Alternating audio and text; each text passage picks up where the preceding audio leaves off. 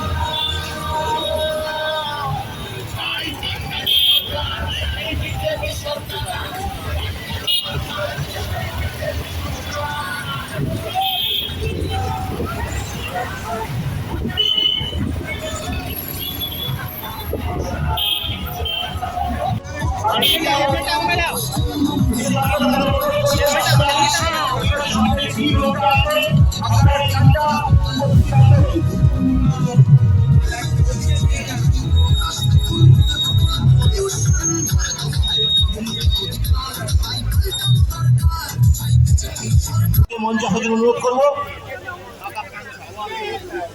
আমি মনোরঞ্জন দা, এই জেলার সভাপতি, আমাদের অভিভাবক দাদা, আমি মঞ্চে আসার জন্য আপনাকে অনুরোধ করবো। আমাদের এই জেলার সভাপতি, মাননীয় সভাপতি মনোরঞ্জন দাকে মঞ্চে আসার জন্য অনুরোধ করবো।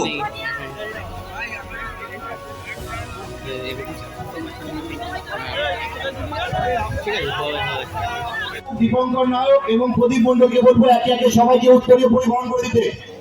শক্তি কেন্দ্র প্রমুখ দীপঙ্কর নায়ক এবং প্রদীপ মন্ডলকে বলবো একে একে উত্তরীয় পরিবহন করে নিতে। দীপঙ্কর নায়ক এবং প্রদীপ মন্ডল, শক্তি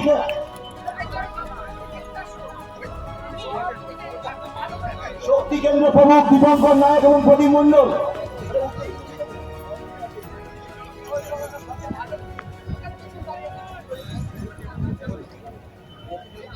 আর একজন শক্তি কেন্দ্র প্রমুখ রফিকান্ত মন্ডলকে বলবো মঞ্চে আসার জন্য। রফিকান্ত মন্ডল, শক্তি কেন্দ্র প্রমুখ, আমাদের বুথের শক্তি, 5 থেকে 6 খানা বুথের যে অভিভাবক রফিকান্ত মন্ডল মহাশয়কে বলবো মঞ্চে আসার জন্য। রফিকান্ত মন্ডল,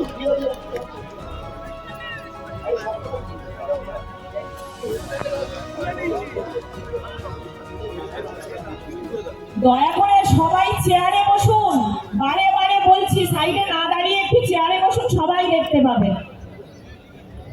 চেয়ারগুলো খালি রয়েছে, চেয়ারে এই বসুন। মন্ডলের সভাপতি দেবাশিস দাকে বলবো, বনমালী মন্ডলকে আমি মঞ্চে আসার জন্য অনুরোধ করবো। সবাই বনমালীর জন্য একটা তালি দেবেন, কেননা বুথ সভাপতি হচ্ছে আমাদের আসল শক্তি। এই বুথ সভাপতির জন্যই আমরা নির্বাচনে জয়লাভ করব।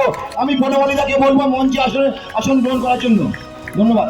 আমাদের অলরেডি আমরা দেরি হয়ে গেছে, একটু আমরা শুরু করে দেবো। আমি যে নামগুলো এই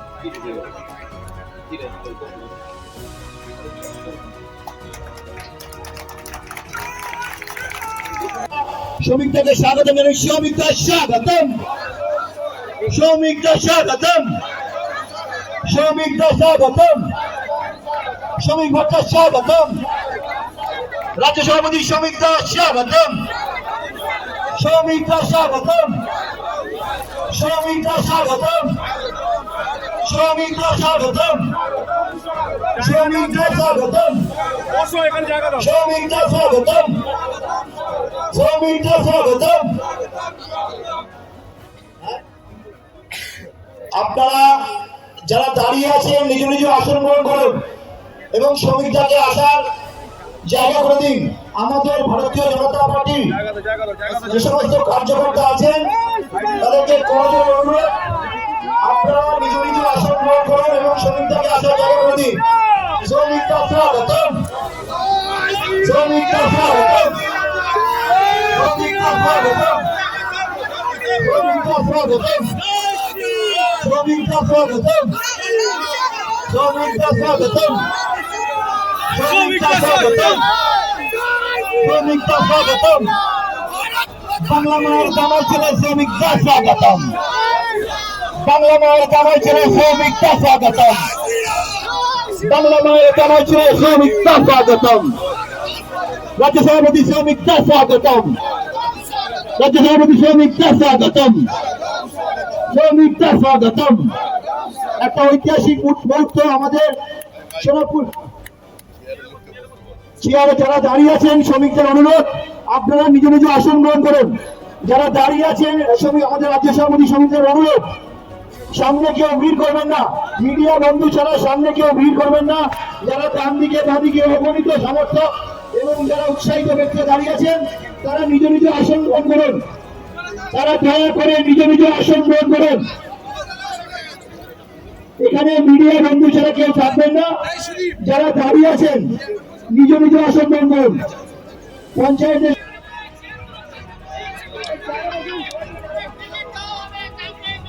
সোনাপুর দক্ষিণ কেন্দ্রের প্রার্থী, যাকে নতুন করে মানুষের সঙ্গে পরিচয় করিয়ে দেওয়ার কোনো প্রয়োজন নেই, প্রাক্তন সাংসদ, দেশ বিখ্যাত অভিনেত্রী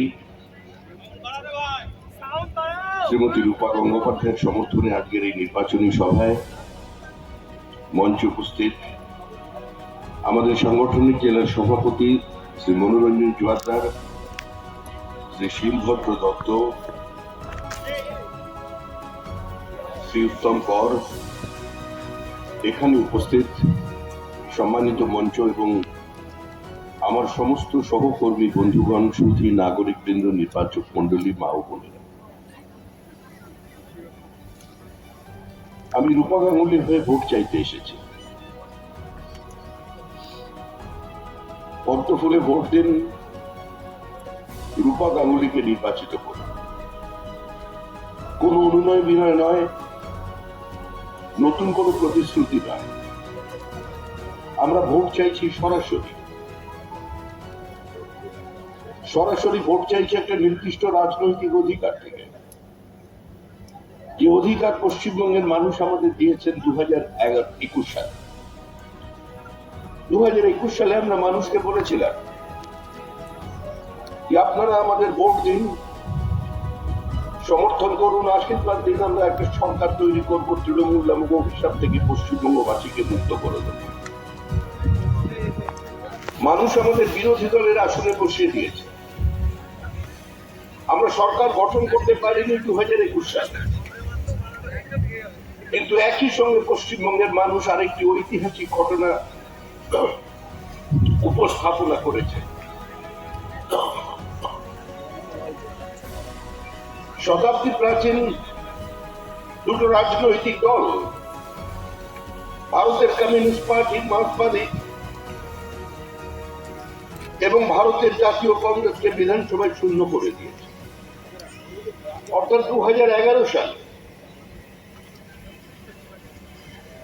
যে তথাকথিত পরিবর্তন করেছিলেন মমতা বন্দ্যোপাধ্যায়,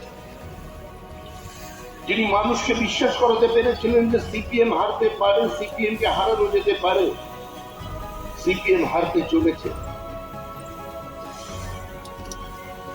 আজকে সেই রাজনৈতিক অবস্থান থেকে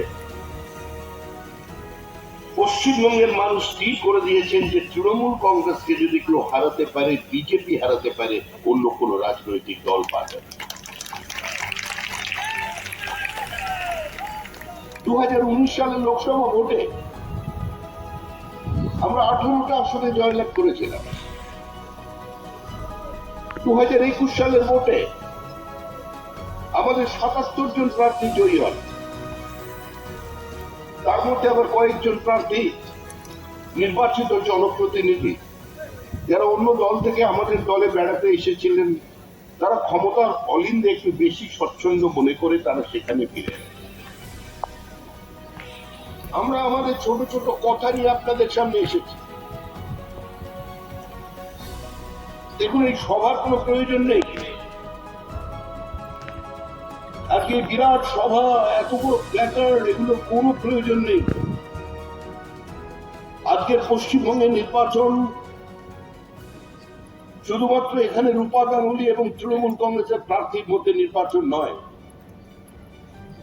আজকে পশ্চিমবঙ্গের নির্বাচন তৃণমূল কংগ্রেসের সঙ্গে বিজেপি নির্বাচন নয়।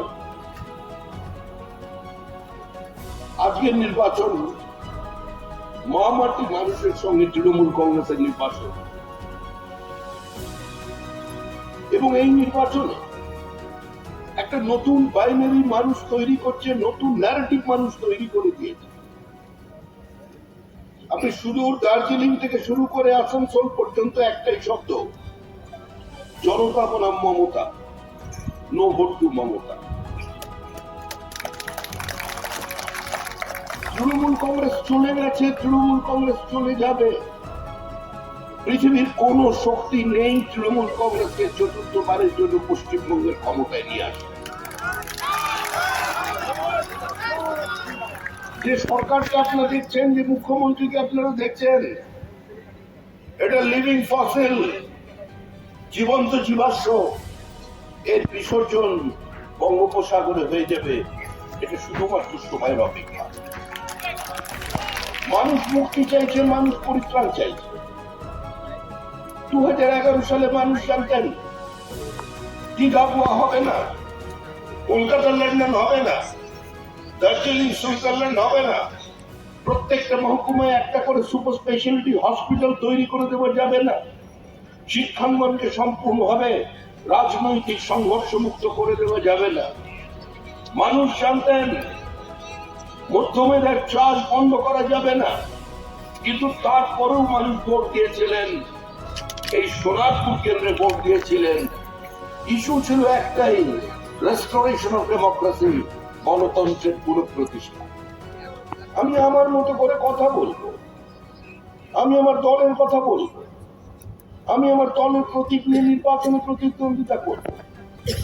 আমি পঞ্চায়েত নির্বাচনে যদি সংখ্যাগরিষ্ঠতা পাই, আমি বিনা বাধায় ভোট তৈরি করে দেব। আমি ধর্ণা দেব, আমি সরকারের সমালোচনা করব প্রকাশ্যে রাজপথে। আমি পাড়ার চায়ের দোকানে বসে মুখ্যমন্ত্রীর বক্তব্যের সমালোচনা করব। এটাই গণতান্ত্রিক অধিকার আমার। এই অধিকার ভারতের সংবিধান আমাকে দিয়েছে। আমি সভা করব, আমি বন্ধ করব, আমি অবরোধ করব, এটা পশ্চিমবঙ্গের রাজনৈতিক সংস্কৃতি। আজকে এই সংস্কৃতিকে মমতা বন্দ্যোপাধ্যায় শেষ করে দিয়েছে। তিনি আমাদের বলেছিলেন যে তিনি ভয়মুক্ত করে দেবেন। 2011 সালের আগে দাঁড়িয়ে মুখ্যমন্ত্রীর বক্তব্য ছিল, আমি কিছু করতে পারি বা না পারি, আমি মানুষকে ভয়মুক্ত করব। কোন পাইক বাহিনী নয়, কোন থান কাপড় বিতরণ নয়, ভোটার ইন্টিমিডেশন নয়, অবাধ শান্তিপূর্ণ নির্বাচন, পুলিশ লাঠি চালিয়ে গুলি চালিয়ে কোন গণতান্ত্রিক আন্দোলনকে ধ্বংস করে দেবে, মিথ্যা এনডিপিএস মামলা দিয়ে সমাজ বিরোধীর নাম করে কোন রাজনৈতিক কর্মীকে দীর্ঘদিন জেলে আটকে রাখতে পারবে না। কিন্তু বদলে গেছে মতটা, পাল্টে গেছে পথটা। আজকে মানুষ তার দিকে তাকিয়ে বলছে যে তুমি আর নেই সে তুমি। আজকে এই মুহূর্তে মুখ্যমন্ত্রীর বক্তব্যের কোন গ্রহণযোগ্যতা, কোন বিশ্বাসযোগ্যতা, কোন প্রতিষ্ঠা পশ্চিমবঙ্গের জনমনে নেই। আমরা কোথা থেকে এসেছি আর 15 বছর পরে আমরা কোথায় এসে দাঁড়ালাম?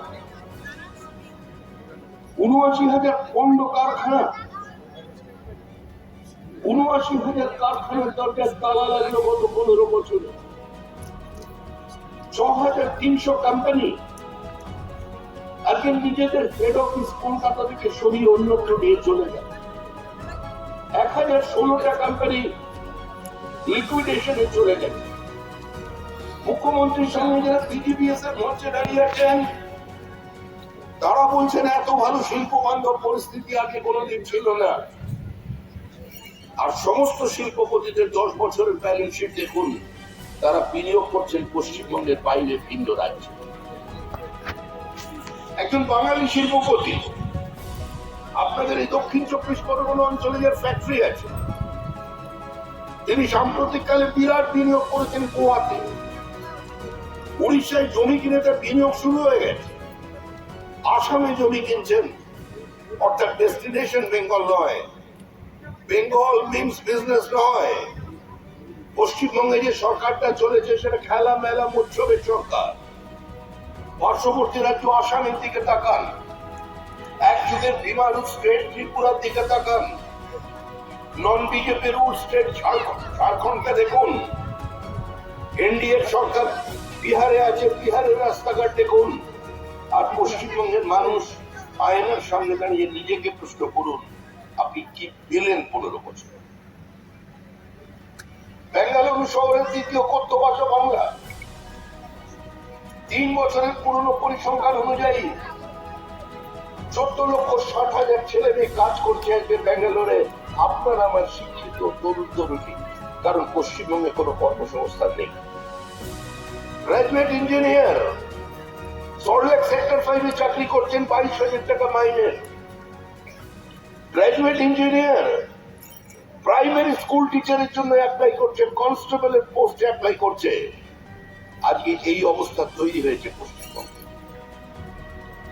মুখ্যমন্ত্রী যেদিন ক্ষমতায় আসেন এ রাজ্যে ঋণের পরিমাণ ছিল 1,92,000 কোটি টাকা। আজকে ঋণের পরিমাণ বেড়ে দাঁড়িয়েছে 7 লক্ষ কোটি টাকা। এ রাজ্যে নতুন কোন শিল্প নেই। আমাদের মুখ্যমন্ত্রীকে আপনি গান গাইতে শুনবেন। আমাদের মুখ্যমন্ত্রী গীতিকার, আমাদের মুখ্যমন্ত্রী সুরকার, আমাদের মুখ্যমন্ত্রী আমাদের সাঁওতালি বোনেদের সঙ্গে হাতে কুলো নিয়ে তাকে আপনি নাচতে দেখতে পেয়েছেন। আমাদের মুখ্যমন্ত্রী মোমো বানাতে পারে, আমাদের মুখ্যমন্ত্রী বিকেলে ভোরের ফুল ফুটিয়ে দিতে পারেন, আমাদের মুখ্যমন্ত্রী ফুটবল খেলতে পারেন কিনা জানি না, কিন্তু ফুটবলের কথা উনি বলেন। কিন্তু কোনোদিন আপনারা দেখেননি আমাদের মুখ্যমন্ত্রী ফিতে কেটে নারকল ফাটিয়ে কোন কারখানা উদ্বোধন করে দিয়েছে। গত 15 বছরে এর আগে কোনো বড় বিনিয়োগ নেই। কিছুদিন ধরে দেউচা পাচামির নাম শুনছিলেন, দেউচা পাচামি। এই এখানে সাংবাদিকরা ঘোরাঘুরি করছেন। একজন সাংবাদিককে বলুন দেউচা পাচামিতে গিয়ে সেখানকার মানুষের কথা তুলে এনে মানুষের সামনে বলুন। মুখ্যমন্ত্রী সামগ্রিক যে রাজনীতি তৈরি করেছেন মানুষের সামনে, তার মধ্যে আর যাই হোক কোনো ভালোবাসা নেই। একটা প্রেমহীন ভালোবাসা গ্রাস করেছে গোটা সমাজ। গোটা সমাজ এখন খোলা বাজার, এভরিথিং ইজ বিং প্রাইসড। আপনাকে কিনতে হবে। রাজ্যে মেধার কোনো মর্যাদা নেই। 40,000 শিক্ষকের চাকরি বিক্রি, 26,000 শিক্ষকের চাকরি চলে গেছে। আপনাদের দক্ষিণ 24 পরগনায় চাকরি হারিয়ে আতঙ্কে আত্মহত্যা করেছে একজন শিক্ষক। আজকে এই পরিস্থিতির মধ্যে আমরা এসে পড়েছি। কেন্দ্রের একটার পর একটা প্রকল্প পশ্চিমবঙ্গে বাস্তবায়িত হচ্ছে। 43 রেলওয়ে প্রজেক্ট পশ্চিমবঙ্গে স্টল হয়ে আছে, কারণ এ রাজ্যে সরকারের কোন জমি নীতি নেই, সরকারের কোন কম্প্রিহেন্সিভ ল্যান্ড পলিসি নেই। আমাদের রাজ্যে যে জমি আছে তার মধ্যে অধিকাংশ জমি চাষযোগ্য, 82% জমির মালিক ছোট মালিক। ল্যান্ডস আর ফ্র্যাগমেন্টেড। যদি সরকারের কোন জমি নীতি না থাকে, তাহলে বড় বিনিয়োগকারীরা এসে কি ওই ভাত চাষির দরজায় কড়া নেড়ে নেড়ে তার থেকে জমি কিনবে? এটা পৃথিবীতে কোনোদিন হয়নি, এরা কেউ হবে না। সিঙ্গুর এবং নন্দীগ্রাম একটা ভুল বার্তা দিয়েছে, আর তার কারণে আজকে আমরা পশ্চিমবঙ্গ এই জায়গায় এসে পৌঁছেছি। আমাদের সামনে অন্য কোনো পথ খোলা নেই। পশ্চিমবঙ্গকে যদি বাঁচাতে হয়, একটাই পথ হচ্ছে শিল্পায়ন। ভারী শিল্প চাই, বিনিয়োগ চাই, শুধু স্বদেশি বিনিয়োগ নয়, বিদেশি বিনিয়োগ চাই। সেমিকন্ডাক্টর ইন্ডাস্ট্রি চাই। পৃথিবীর যে কোনো ইন্টারন্যাশনাল ব্র্যান্ড আজকে যে মেক ইন ইন্ডিয়া প্রজেক্টে তাদের পশ্চিমবঙ্গে নিয়ে আসতে হবে, এবং আমরা সেই নিয়ে আসার জন্য দায়িত্ব নিচ্ছি। আজকে যে মহারাষ্ট্রের সঙ্গে আমরা একদিন কম্পিট করতাম, আজকে সেই মহারাষ্ট্রে direct foreign direct investment FDI 3.6%, আর পশ্চিমবঙ্গে 0.6%। আমাদের মুখ্যমন্ত্রী তিনি বলছেন কৃষকের রোজগারকে আমি 3 গুণ করে দিয়েছি। স্টেট জিডিপি ন্যাশনাল জিডিপির ওপরে, কিন্তু আমাদের রাজ্যের এই মুহূর্তে পরিযায়ী শ্রমিকের সংখ্যা হচ্ছে 42 লক্ষ। আমাদের যে কৃষক 3 গুণ রোজগার করছেন, সেই কৃষক নিজের জমিতে না থেকে আজকে পাঞ্জাব, হরিয়ানা, উত্তরপ্রদেশ, তেলেঙ্গানায় ধান কাটতে চলে যাচ্ছে। চাল উৎপাদনে আমরা ছিলাম 1 নম্বর, এখন আমরা 3 নম্বরে পৌঁছেছি। আমাদের ওপরে উঠে এসেছে তেলেঙ্গানা, আমাদের ওপরে উঠে গেছে 1 নম্বরে উত্তরপ্রদেশ। যে বর্ধমানকে আমরা রাইস বোল অফ ইন্ডিয়া বলতাম, আজকে সেই বর্ধমানে একর প্রতি ধান উৎপাদন কমে যাচ্ছে। আপনাদের এই অঞ্চলে পেয়ারা হয়, বিভিন্ন ফলের চাষ হচ্ছে, কিন্তু তাকে নিয়ে সরাসরি আধুনিক বাজারের সঙ্গে সংযোগ স্থাপনের কোন প্রচেষ্টা বর্তমান সরকারের কাছে নেই। একটার পর একটা আলু চাষি আত্মহত্যা করছে। প্রতিদিন আপনার খাবার টেবিলে আলু, মানে খাবার থালায় আলু থাকে। আলু ছাড়া বাঙালি বাঁচে না। আলু ছাড়া আমাদের কোনো তরকারি রান্না হয় না, কিন্তু আলুটা মুখে দেওয়ার আগে একবারের জন্য চিন্তা করবেন যে চাষি এই আলুটা তৈরি করেছে আর কি অবস্থায় আছে। এই মুহূর্তে মাঠে বস্তার দাম, 50 কেজি বস্তার দাম 60 টাকা, তার মধ্যে বস্তাটার দাম হচ্ছে 40 টাকা। 50 কেজি আলু 20 টাকায় বিক্রি করতে বাধ্য হচ্ছে পশ্চিমবঙ্গের কৃষক। তার জন্য দায়ী হচ্ছে তৃণমূল কংগ্রেস। উড়িষ্যা আলুতে স্বয়ংসম্পূর্ণ। মুখ্যমন্ত্রী আলু জমা বন্ধ করে দেওয়াতে উড়িষ্যার যুদ্ধকালীন তৎপরতায় তারা সেলফ সাফিসিয়েন্ট হয়ে গেছে, তাদের যে কনজাম্পশন থাকছে। আসাম আলু তৈরি করছে, উত্তরবঙ্গের চাষিদের আলু আসামের কাছে পৌঁছচ্ছে না। আলিপুরদুয়ারের কৃষক আত্মহত্যা করেছে। কিন্তু আশ্চর্যের ব্যাপার, ব্রিটিশ ইন্ডিয়ায় যখন কোনো কৃষক অনাহারে মারা যেত, তখন ব্রিটিশ সরকার বলতো মৃত্যুর কারণ অনাহার নয়, মৃত্যুর কারণ অপুষ্টি, ম্যাল নিউট্রিশন। আর স্বাধীন ভারতবর্ষে পশ্চিমবঙ্গের মতো রাজ্যে যখন কোনো কৃষক অনাহারে আত্মহত্যা করছে, হতাশায় আত্মহত্যা করছে, রাজ্য সরকারের পক্ষ থেকে বলা হচ্ছে যে মৃত্যুর কারণ অনাহার নয়, মৃত্যুর কারণ আলু চাষ নয়, মৃত্যুর কারণ বিবাহ বহির্ভূত সম্পর্ক, মৃত্যুর কারণ অবৈধ প্রেম। খালি পেটে এত প্রেম আসছে কোথা থেকে? খালি পেটে তো প্রেম হলে তো প্রেম জানলা দিয়ে উড়ে পালিয়ে যাবে।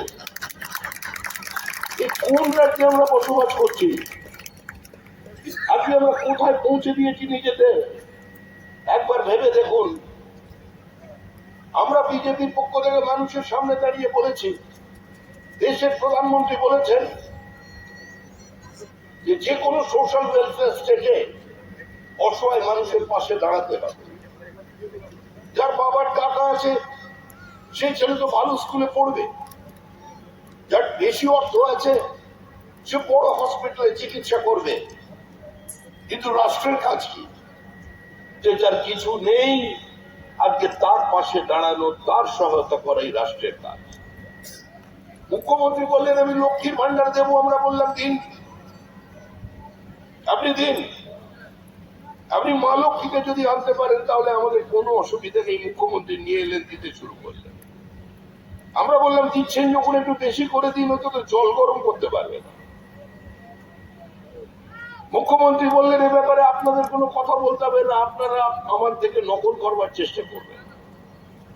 আপনি তো এত স্ত্রী নিয়ে এসেছেন, এই কন্যাশ্রী, যুবশ্রী, পথশ্রী, এত শ্রী করতে গিয়ে তো পশ্চিমবঙ্গ রাজ্যটাই বিশ্রী হয়ে গেল। এফআরবিএম-এর লিমিট পর্যন্ত ভেঙে দিল। আমরা মা লক্ষ্মীর কাছে পর্যন্ত আমাদের এই রূপা গাঙ্গুলিদের পাঠিয়েছিলাম যে বলো একটু গিয়ে পুজো টুজো করে। লক্ষ্মী বলছেন আমাকে যতই ডাকো আমি আর আসতে পারছি না। এ সময় লক্ষ্মী পোষো করে, আমার ঘর তুমি রাখো আলো করে। আরে আলো করতে গেলে তো সেখানে শান্তির প্রয়োজন আছে। লক্ষ্মী তো পদ্ম ফুলের ছোপরে চেপে আসেন, হাতে বন্দুক বোমা নিয়ে গুলি নিয়ে আসেন। যেখানে বিস্ফোরণের রোজ মানুষ মারা যাচ্ছে, সেখানে কি করে আমি আর থেকে টাকা বাড়াবো? আমার পক্ষে সম্ভব নয়, আমার ঝাঁপি খালি। আমরা তার মাকে ধরেছি অন্নপূর্ণা, যে আপনার মেয়ে পাচ্ছে না, আপনি একটু দেখুন। অন্নপূর্ণা দেবী বলে দিয়েছেন ঠিক আছে, আমার আঁচলের তলায় বাংলার মেয়েরা থাকবে। অন্নপূর্ণার আঁচল প্রতি মাস 1 তারিখ থেকে 5 তারিখের মধ্যে আপনাদের মানে মহিলাদের ব্যাংক অ্যাকাউন্টে 5,03,000 টাকা পৌঁছে দেবে। মধ্যপ্রদেশে আছে লাডলি লক্ষ্মী যোজনা। কন্যা সন্তান জন্মগ্রহণ করার সঙ্গে সঙ্গেই সরকার তার কাজ শুরু করে দেয়, কিস্তি দিতে শুরু করে। এবং যেদিন 18 বছর বয়স হয় সেদিন 1,17,000 টাকা তার ব্যাংক অ্যাকাউন্টে চলে যায়।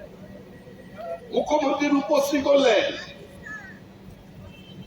টাকার অঙ্ক কত, এখন পর্যন্ত বেনিফিশিয়ারির সংখ্যা কত, শ্বেতপত্র প্রকাশ করে জানাতে পারবেন না। পথশ্রী নাম খুব সুন্দর, কারণ কবি মন নাম তো সুন্দর হবেই, মিষ্টি নাম। পথশ্রী ব্যাপারটা কি? সাইকেল, তাই তো? সাইকেল। আমি একদিন আমাদের 6 নম্বর মুরলীধর বসে আছি, তখন আমি পার্টির জেনারেল সেক্রেটারি ছিলাম। হঠাৎ কয়েকজন মানুষ দেখা করতে এসেছেন, বলছে আপনাদের কাছে একটা আবেদন নিয়ে এসেছি। আমি বললাম আপনারা কারা? বললেন আমরা হলাম সাইকেল ডিলার অ্যাসোসিয়েশন। আপনাদের দাবি কি? বলে আপনারা আমাদের হয়ে আওয়াজটা একটু তুলুন। কি দাবি? বলছেন রাজ্য সরকার সাইকেল দিচ্ছে। আমরা বলছি যে টাকায় আপনি সাইকেল কিনছে রাজ্য সরকার, আমরা তো সরকারকে ট্যাক্স দিই, ট্রেড লাইসেন্স দিই, আমরা তো সেল ট্যাক্স দিই, তার থেকে অন্তত 100 টাকা কমে আমরা পশ্চিমবঙ্গের সাইকেল ডিলার অ্যাসোসিয়েশন সারা রাজ্যব্যাপী সাইকেল দিয়ে দেবো, আপনি আমাদের বরাদ দিন। মুখ্যমন্ত্রী বলছেন না, কারণ সাইকেলের মধ্যেও তো অনেক গন্ডগোল আছে। এবার মেয়ে গেছে সাইকেল আনতে, প্রথম দিন মেয়ে সাইকেলে উঠবে, যদি পড়ে যায় মেয়ের মা বাবাকে সঙ্গে পাঠিয়ে দিয়েছে, আর ফেরে না। সকাল গড়িয়ে দুপুর হয়ে গেল, প্রবল রোদ, মেয়ের দেখা নাই। কোথায় গেল মেয়ে? মা দরজায় দাঁড়িয়ে আছে, মেয়ে সাইকেল নিয়ে ফিরবে, সাইকেল চালিয়ে আসবে কিনা দেখছেন। হঠাৎ দেখা গেল বাবা আর মেয়ে দুজনেই আসছেন আজকে ওই ট্রলি রিক্সা ভ্যানে, সাইকেল তার উপরে চাপিয়ে, কারণ অসুস্থ সাইকেল, ওই সাইকেলের পেছনে খরচা করতে হবে।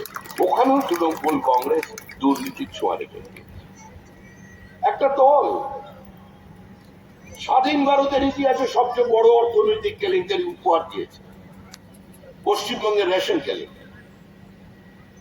জীবনের এমন কোন পদক্ষেপ নেই যেখানে তৃণমূল কংগ্রেস দুর্নীতির ছাপ রাখে। এরা মিড ডে মিলের চাল খেয়ে নিয়েছে, শিশুদের রেশনের কম খেয়ে নিয়েছে। কোভিড কালে পাঞ্জাবের পুরো ওয়াগনটাকে, যেগুলো এসেছিল চিতপুরে, তাকে ঘুরিয়ে নিয়ে চলে গিয়েছে কোথায়? Multinational biscuit company factory. আর এই সরকার পশ্চিমবঙ্গে এসেছে একটা প্রাতিষ্ঠানিক রূপকে মানুষের বুকের উপরে চাপিয়ে দিতে। যে কোনো জীবনের ক্ষেত্রে দেখবেন তৃণমূল কংগ্রেস দুর্নীতি ছাড়া মানুষকে অন্য কিছু উপহার দিতে পারে। আর আমাদের মুখ্যমন্ত্রী তো আমাদের অনেক কিছু দিয়েছে। তৃণমূল কংগ্রেসের একজন নেতা সাম্প্রতিককালে বলেছেন যে সারদা মণির দেবীর জন্ম হয়েছে ওই কালীঘাটে, উনি নাকি বলে গিয়েছিলেন। আমরা ওনার মধ্যে সারদার রূপ দেখলাম, রামকৃষ্ণ কবে আসছেন বুঝতে পারছি না। সারদা দেবীর টানে এখনো যে রামকৃষ্ণ পৌঁছয়নি কালীঘাটে, সেটাই অন্তত খুব চিন্তার বিষয়। মুখ্যমন্ত্রী অবশ্য নিজে বলেন তিনি রয়্যাল বেঙ্গল টাইগার। আমাকে ছেলেও বলতে পারেন এবং মেয়েও বলতে পারেন, আমি যে কোনো সময় যে কোনো ধরনের অ্যাকশনে নেমে পড়তে পারি। আবার আরেকজন নেতা বললেন রবীন্দ্রনাথ আমাদের জীবনে যে শূন্যতা তৈরি করে দিয়েছেন চলে গিয়ে, সেই শূন্যতাকে পূরণ করে দিয়েছেন মমতা বন্দ্যোপাধ্যায়। রবীন্দ্রনাথ আমাদের গীতাঞ্জলি দিয়েছিলেন, গীতাঞ্জলি আমাদের মুখ্যমন্ত্রী আমাদের কথাঞ্জলি দিয়েছেন। রবীন্দ্রনাথ গীতবিতান লিখেছিলেন, আমাদের মুখ্যমন্ত্রী কবিতা বিতান লিখে দিয়েছেন। আমাদের মুখ্যমন্ত্রীর ছবি অনেক যুগ আগে বিক্রি হতো, চড়া দামে বিক্রি হতো, এখন বিক্রি হচ্ছে না বা গোপনে বিক্রি হচ্ছে, আমাদের জানেন। নতুন রাজনীতি শুরু হয়েছে, এসআইআর সমস্ত নিজেদের স্বার্থিক ব্যর্থতাকে ঢাকবার জন্য এসআইআর কে সামনে নিয়ে এসেছে। মুখ্যমন্ত্রী নাকি ঘুম হচ্ছে না।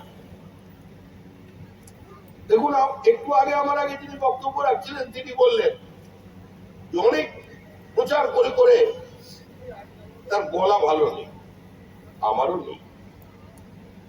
আমাদের গলার অবস্থা অত্যন্ত খারাপ,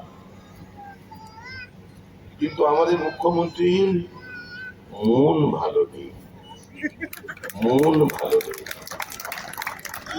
মুখ্যমন্ত্রী নিজেই বলছেন যদি তৃণমূল কংগ্রেস থাকে আবার দেখা হবে। মুখ্যমন্ত্রী বলছেন যদি আমার তৃণমূল না থাকে আমি বাঁচতে পারবো না। আরে আমাদের মুখ্যমন্ত্রী প্যারাসুট করে ওপর থেকে নেমে এসে রাজনীতি করেননি, সোনার চামচে মুখে নিয়ে জন্মাননি, কোন বনেদি কংগ্রেসী ঘরানায় জন্মগ্রহণ করেননি।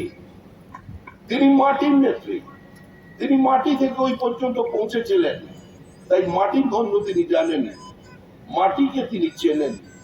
তৃণমূল কংগ্রেসের ভবিষ্যৎ জন্মদাত্রী জানেন যে তৃণমূল চলে যাচ্ছে, তৃণমূল চলে যাবে, আর সরকার থেকে চলে গেলে দলটা থাকবে। সারা জীবনের সমস্ত ব্যর্থতা রাখতে চাইছে এসআইআর কে দিয়ে। আরে 12টি রাজ্যে এসআইআর রয়েছে, 12 রাজ্যে কোথাও কোনো তাপ উত্তাপ নেই। অবিজেপি শাসিত রাজ্য কেরল, তামিলনাড়ুতে পর্যন্ত আগুন নেই, বিডি অফিস ভাঙচুর নেই, পথ অবরোধ নেই, রাস্তায় বসে পড়ে আগুন জ্বালিয়ে রান্না করা নেই, ইয়ারোর উপরে চাপ সৃষ্টি নেই, বিএলওর স্বামীর উপরে গুলি চালানো নেই। আজকে আছে পশ্চিমবঙ্গে। তিনি আবার মানুষের পাশে দাঁড়ানোর জন্য কালো কোট পরে চলে গেলেন সুপ্রিম কোর্টে। এটা বিপজ্জনক বিষয় গণতন্ত্রের পক্ষে।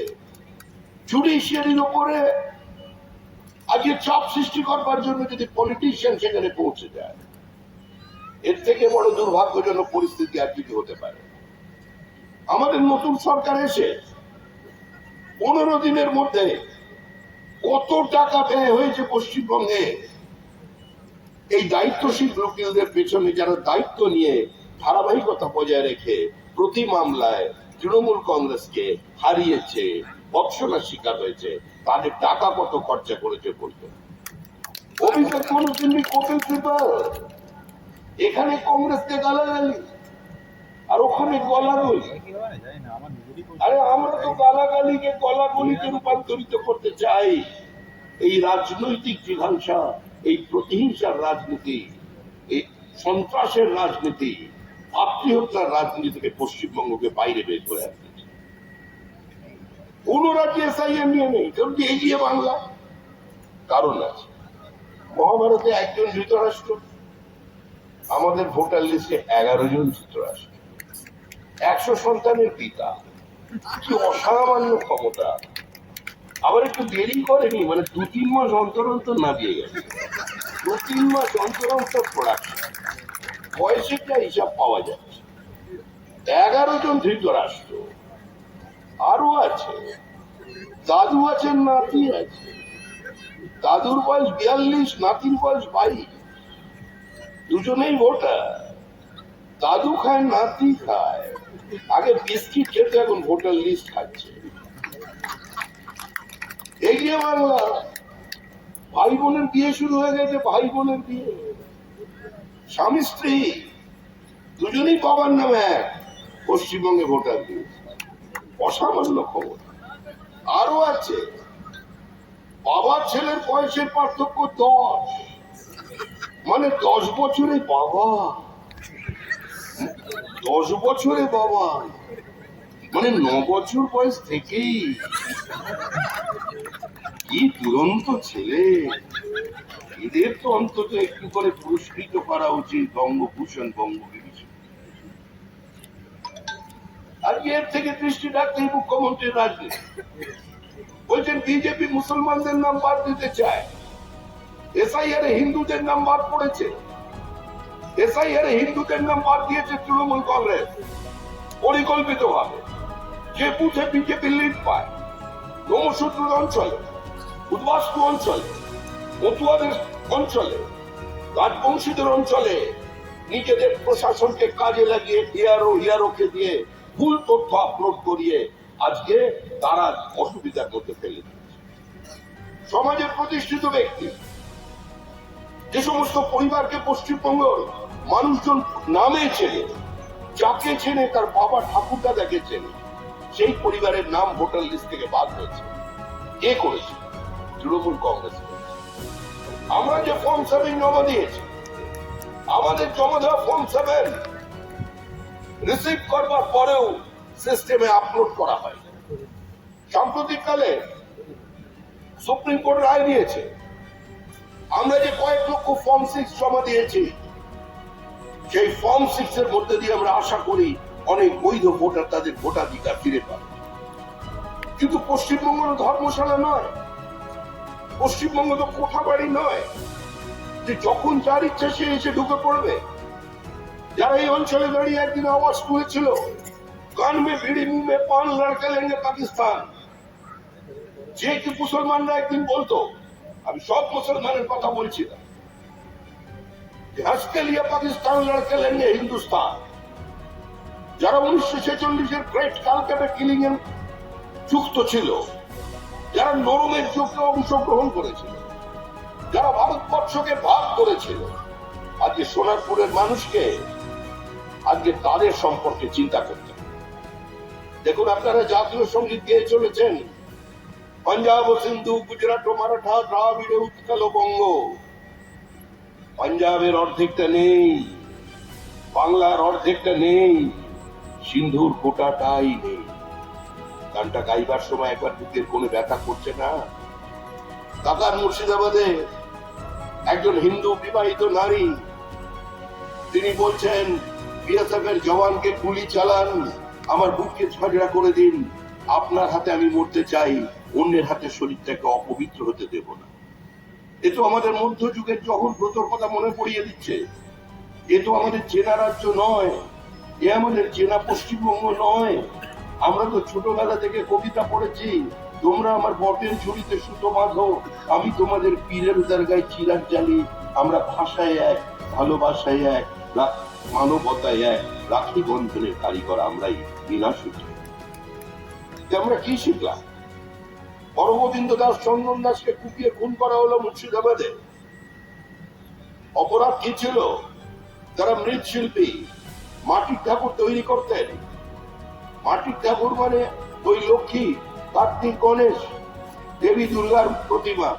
আস্তে আস্তে ওগুলো এ রাজ্যে বন্ধ হতে হয়ে যাবে যদি তৃণমূল কংগ্রেস আবার ক্ষমতায় ফিরে আসে। কারণ তৃণমূল কংগ্রেস তখন পঞ্জিকা তৈরি করছে। মুখ্যমন্ত্রী সাম্প্রতিককালে পঞ্জিকাও লিখে ফেলেছে।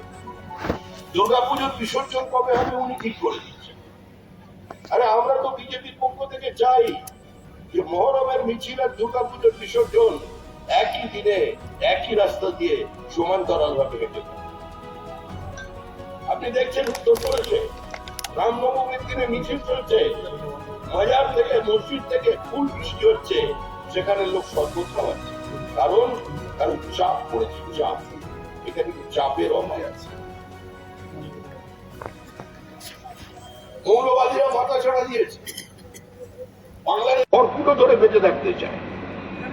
তৃণমূল যখন ডুবছে তখন মমতা বন্দ্যোপাধ্যায় মাছের ল্যাজ ধরে বেঁচে থাকতে চায়, যে জলের ওপরে বেঁচে থাকবে, মাছও ভাসবে আমিও ভাসবো।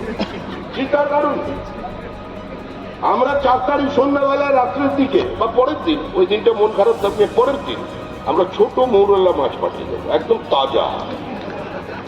আর দক্ষিণ 24 পরগনায় মাছ ভালো পাওয়া যায়, অসুবিধা নেই, ছোট মাছ পাঠিয়ে। আর প্রত্যেক বিজেপি কর্মী যে যেখানে পার্টি অফিস করেছে 6 তারিখ দুপুর বেলা একটু ভালো মাছ ভাতের আয়োজন করবে। ডালের দরকার নেই, মাছ ভাত। আর সমস্ত তৃণমূল কংগ্রেস কর্মীদের আহ্বান জানাবেন, নিমন্ত্রণ করবেন, বলে আসুন, বোমা নয়, গুলি নয়, লাঠি নয়, কদর্য শব্দের ব্যবহার নয়, এনডিপিএস এর কেস নয়, জেসিপি দিয়ে বাড়ি ভাঙা নয়, চোখের বদলে চোখ নয়, খুনের বদলে খুন নয়। আসুন একসঙ্গে বসে আমরা মাছ ভাত খাই। এটাই এই রাজনৈতিক সংস্কৃতি নিয়ে আপনারা এগিয়ে যাবেন। রূপা গাঙ্গুলি এখান থেকে নির্বাচিত হয়েছেন সেদিনই, যেদিন উনি নমিনেশন ফাইল করেছেন। এখন লড়াইটা জেতা হারার লড়াই নয়, এখন লড়াই হচ্ছে মার্জিনের লড়াই, মার্জিন বাড়ানোর লড়াই। ওনার মতো একজন ভারত বিখ্যাত প্রতিষ্ঠিত অভিনেত্রী, জাতীয় পুরস্কার প্রাপ্ত অভিনেত্রী,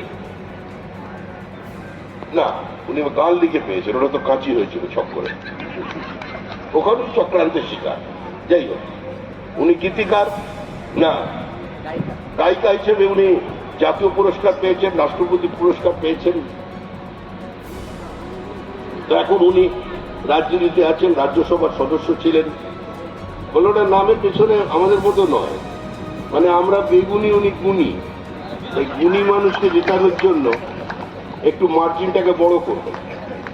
আর এখানে দায়িত্বে আমাদের শিলভদ্ররা আছেন, দীর্ঘদিনের রাজনৈতিক কর্মী, তার অভিজ্ঞতা ভিন্ন, এবং সবাই আর প্রথম থেকেই বলতো উনি একটু আলাদা রকমের। মানে উনি তৃণমূলে থাকলেও যখন ছিলেন বিধায়ক বলছেন উনি ঠিক ওনার মতো না, ওদের মতো না।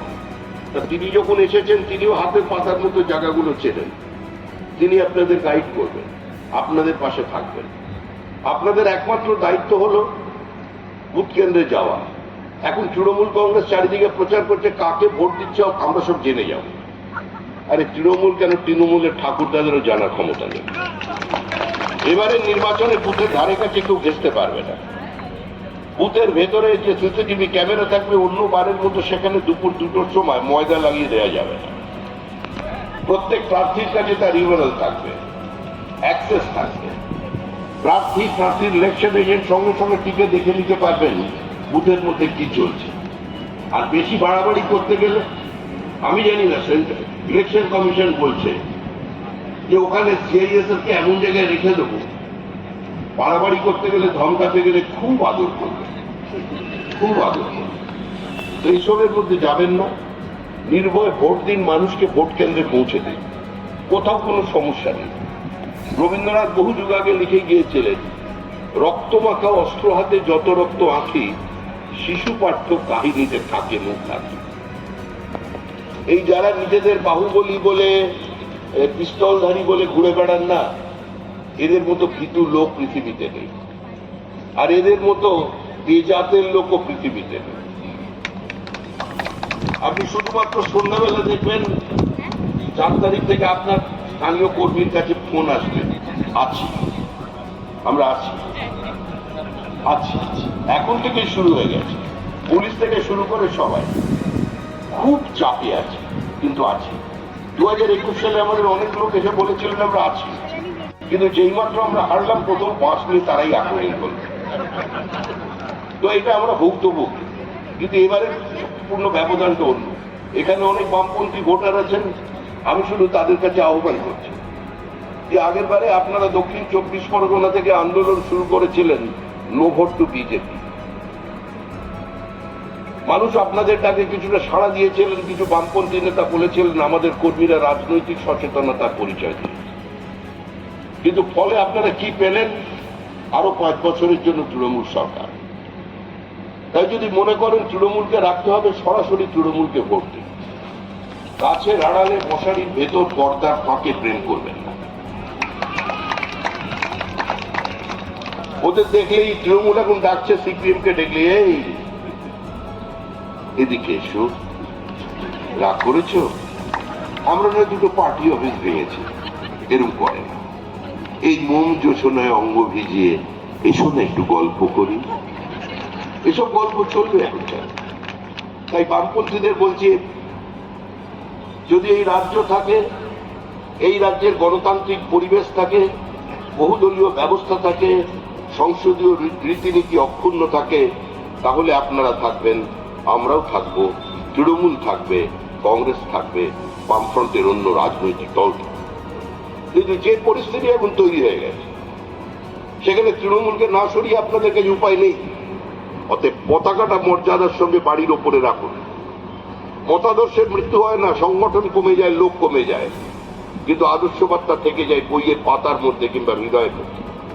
ওটা বুকের মধ্যে রাখুন, রেখে দিন।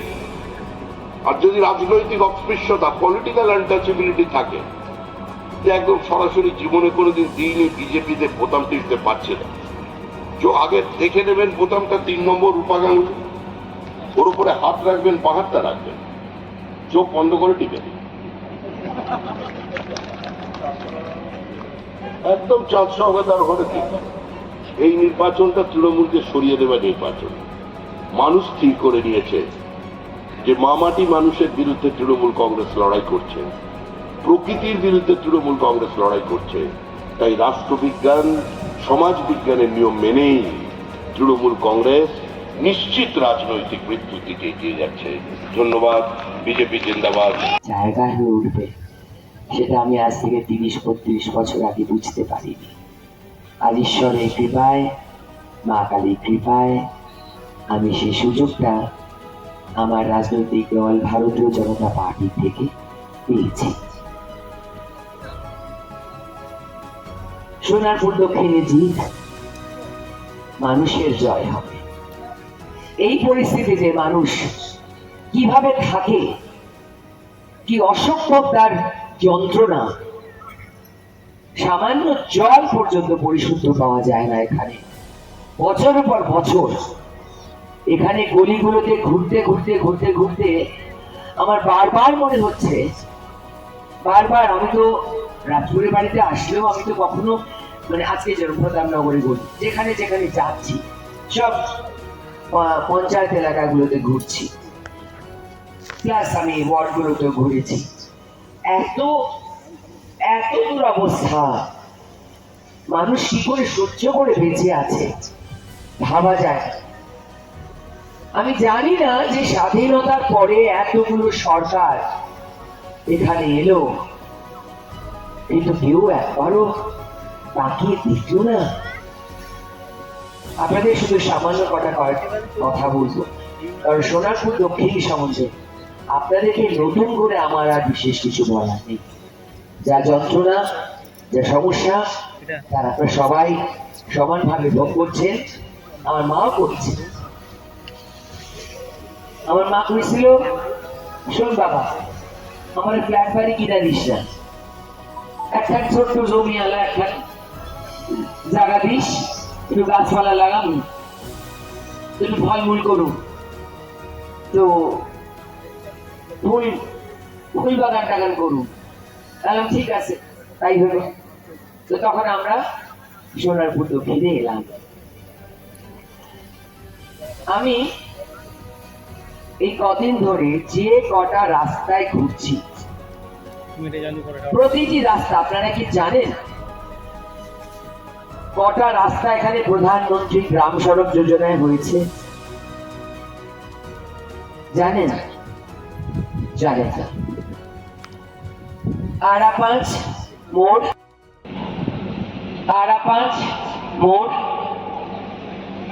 আড়াপাঁচের মোড়, সেখান থেকে সাদা বর্ডার দেওয়া রাস্তা যে পুরোটা দেখতে পান, একদম সমস্ত রাস্তা 2 কোটি ওপরে শুধু পশ্চিমবঙ্গে, শুধু রাস্তা এইখানকার সোনারপুর দক্ষিণের রাস্তা হয়েছে, সোনারপুরের দক্ষিণের রাস্তা হচ্ছে প্রধানমন্ত্রী গ্রাম সড়ক যোজনা।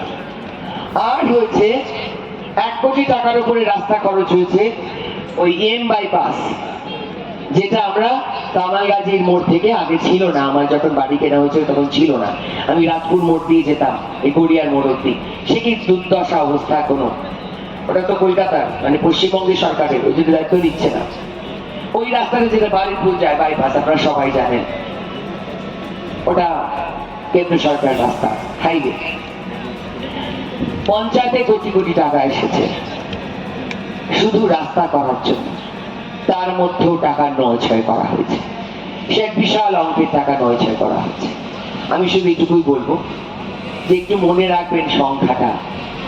2015 সাল থেকে আজ পর্যন্ত পশ্চিমবঙ্গ সরকারের জন্য কেন্দ্র সরকার থেকে 10 লক্ষ কোটি টাকা এসেছে।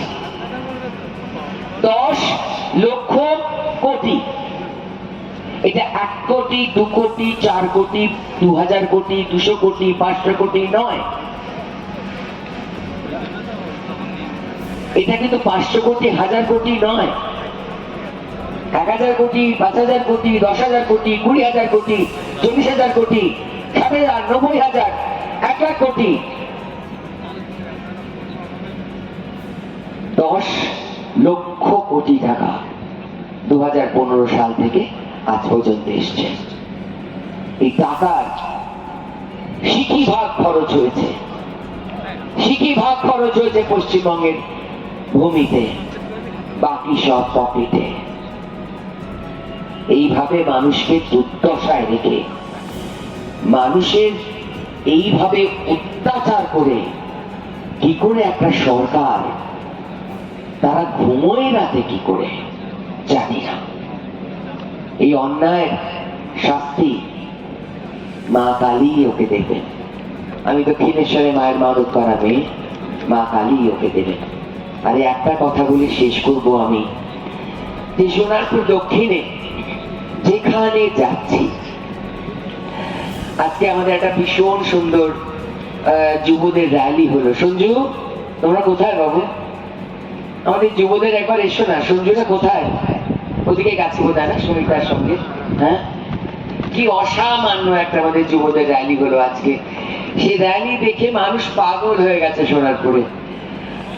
আর আমিও অবাক হয়ে গেছি, এই সোনারপুর দক্ষিণের মানুষদের মুখে একটাই ধ্বনি, গলি গলি দস্যু গলিতে, কোনো সুযোগ না পাওয়া ঘরগুলোতেও একটাই শুধু ধ্বনি, জয় শ্রীরাম, জয় জয় শ্রীরাম, জয় শ্রীরাম, জয় জয় শ্রীরাম।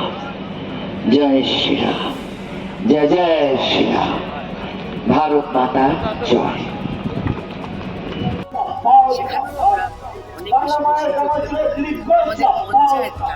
এখান থেকে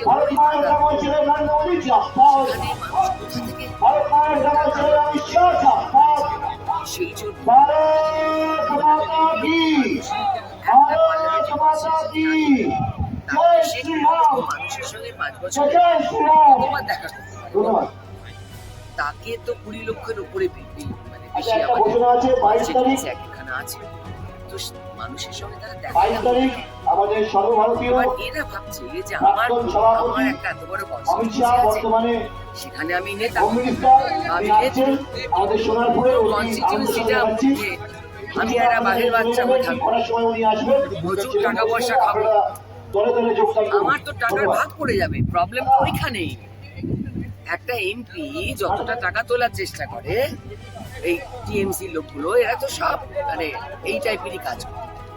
ওদের প্রবলেম হচ্ছে যে ওদের টাকার ভাগ পড়ে যাবে, তো আরেকটা এমপি ঢুকে যাবে, তো তোর তো ক্ষেত্রটা ছোট হয়ে যাবে, ওটাই ওদের বড় সমস্যা। কালকে সোনারপুরে মমতা ব্যানার্জি অভিযোগ করছেন যে লাভলির এগেনস্টে দাঁড়িয়েছে, আমি তাকে চিনি না, এটা কি বলবেন? না, ওনার আমাকে চেনার কথা, আমরা নগণ্য মানুষ, আমাকে চিনি না, কেন চিনি? আপনার মতন একজন নেত্রী তাকে বলছে চিনে না? না না, ঠিক রবীন্দ্রনাথের বন্ধু-বান্ধব, বড় বড় লোকেদের বন্ধু-বান্ধব। আপনি সোনারপুরকে কিরম ভাবে দেখবেন যদি আপনার? দেখুন, আমি অলরেডি রোডম্যাপ তৈরি করেছি, কারণ আমি জানি যে সোনারপুরে যত লোকের নাম খাতায় আছে, যে সরকারি যাতে খাতা থাকে সেখানে একটা লিস্ট থাকে যে কারা কারা কি মানে কি সুবিধা পাচ্ছে সরকারের, আবার যোজনা পেলো কি পেলো না, মানে বাড়ি পেলো কিনা, হ্যালো পেলো কিনা, সেগুলো সব অন্নপূর্ণা ভান্ডার, তো শুধু লিস্টেই পেয়ে যাবে। যেটা বেশি জরুরি সেটা হচ্ছে যে যাদের গরিব বলে এবং মানে টিএমসি করে না এবং তার সঙ্গে হিন্দু বলে তাদের কোনো ভাতা আসে না। 65 বছর বয়সে বিধবা ভাতা মানে বৃদ্ধার ভাতা আসে না, বিধবা তাদেরও বিধবা ভাতা আসে না, বার্ধক্য ভাতা আসে না। কারণটা কি? তারা গরিব, মানে তারা গরিব, তারা ছিঁড়ে হাঁটে না, আর তারা টিএমসি করে না। বিরোধী থেকে আপনার বিজেপি দলের নাম অভিযোগ আসছে যে গতকাল অন্নপূর্ণা ভান্ডারের নামে আধার কার্ডের নাম কাটিয়ে তাদের নাম ভেরিফিকেশন করা হয়। না না, আধার কার্ডের নাম্বার যাওয়া হয় না। আমরা অন্নপূর্ণা ভান্ডারে যাদের নাম নেই তাদের নাম আমরা এনলিস্ট করেছি, এখন থেকে কাজ শুরু করে দিয়েছি। কিন্তু এমনকি কেউ প্রমাণ করতে পারবে বা কিছু এরকম তথ্য আছে? লাভলি মৈত্র থানায় অভিযোগ করেছে, কোথাও করতে পারে, ওটা তো ওনাদের থানা, ওরা করতেই পারে। ইলেকশন কমিশনে থানায় করে দিই, এখন তো ইলেকশন কোড অফ কন্ডাক্ট করছে। আমি কি টাকা দিয়েছি কেউ দেখতে পেয়েছি? তাইনি তো। যদি থানার অভিযোগটা ও অ্যাক্টিং করে কি লাভ? অ্যাক্টিং করে তাহলে সিরিয়ালে করতে চায়, অ্যাক্টিং করছে কেন? ইলেকশন কোড অফ কন্ডাক্ট যদি প্রমাণ করতে পারে যাবে আমাদের কোনো কেউ, আমি যদি দিয়েছি। ম্যাম, এই যে দেয়ালে লেখন হচ্ছে যে পদ্ম ফুলের দেব ছাপ ঘরে ঢুকবে কেউটে সাপ, কেউটে সাপটা কি মানে বলতে চাইছে বলুন? আমি বুঝতে পারছি না ওরা কি আমাকে এত ভয় পাচ্ছে, ওরা কি আমাকে এত ভয় পাচ্ছে? কেউটে সাপ ভাবছে কি জানে, আমি জানি না, হতে পারে। আমাকে ওদের চোখে কেউটে সাপই হয়তো মনে হচ্ছে, সেটা ওদের ব্যাপার, আমি কি করে বলবো? আমি তো লিখিনি দেয়, আমার কর্মচারী আমাদের কার্যকর্তারা তো লিখিনি না, তাই না? রায়গঞ্জে একজন নাবালক স্কুল স্টুডেন্ট, সে বিজেপির হয়ে আর কি ভোট দিয়েছে একজন প্রতিবন্ধী বয়স্ক মানুষের, এটা কি বলবেন? বিজেপির হয়ে ভোট দিয়েছে মানে 8 বছরের একজন স্কুল স্টুডেন্ট নাবালক, সেটাই বলছে, এটা নিয়ে কি বলবেন? এটা হয়েছে আর কি রায়গঞ্জ, এটা কি করে বলবো? সেটা তো আপনার যারা জেনেছেন, যেখান থেকে খবর পেয়েছেন, সেখানে ইলেকশন কমিশনে ইনফর্ম করতে হবে। আমি খবরটা জানি না, কারণ প্রথমত 8 বছরের বাচ্চাকে ঢুকতে দিলে কি করে তাও তো জানছি, এই খবরটা কোথা থেকে বেরোলো আমি তাও জানি না। কারণ 8 বছর মানে বিএলওরা যদি এরকমই হয় যে বাড়ি বাড়ি যখন গিয়ে ভোটার এখন হচ্ছে, যারা বৃদ্ধ তাদের জন্য হচ্ছে, তো সেখানে যদি বিএলও অ্যালাউ করেছেন, উনি হয়তো চোখে দেখেন না বা কি, আমি কি করে জানবো? উনি বিজেপির হয়ে ভোট দিয়েছিলেন তাই বা বিএলও জানলো, সেটাই তো বড় প্রশ্ন আমার কাছে। ভোটটা তো বন্ধ জায়গায় হওয়ার কথা, তো ও বাচ্চা ছেলেটা বিজেপির হয়ে ভোট দিয়েছে সেটা কে জানে, আর কি করে বা বেরোবে? এই তো আমি জানি না সম্বন্ধে কিছু। যদি আপনারা কিছু জানেন তাহলে আমাকে প্লিজ একটু ফোন নাম্বার আছে জানাবেন। আমি আমি আমি দরকার পড়লে আমি কমপ্লেন করবো। আবারে কোথায় ভোট দিয়েছি আপনি জানতে পেরে গেলেন? হ্যাঁ, এবার হয়নি। Thank you. পলিটিক্যাল বার্তালাপ, সত্য ও বিতর্কের কণ্ঠস্বর।